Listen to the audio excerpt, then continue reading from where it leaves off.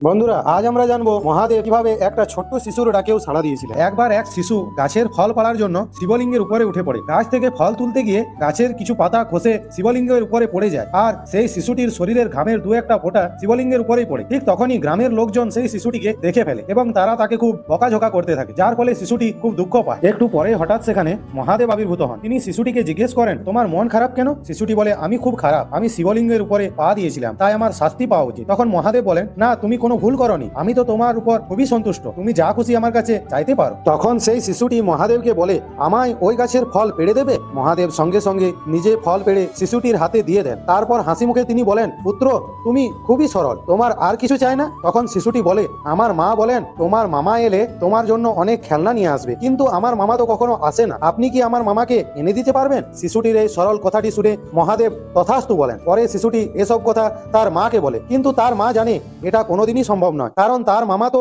অনেক আগেই মারা গেছেন। এর পরের দিন এক ব্যক্তি তাদের বাড়িতে এসে হাজির হন। তার সাথে একটি ঝুড়িতে রয়েছে নানান রং বেরঙের খেলনা। তখন শিশুটির মা বুঝতে পারেন তা স্বয়ং মহাদেব ছাড়া আর কেউ নন। বন্ধুরা, মহাদেবের এই অলৌকিক লীলার জন্য কমেন্টে ওম নমঃ শিবায় অবশ্যই লিখবেন।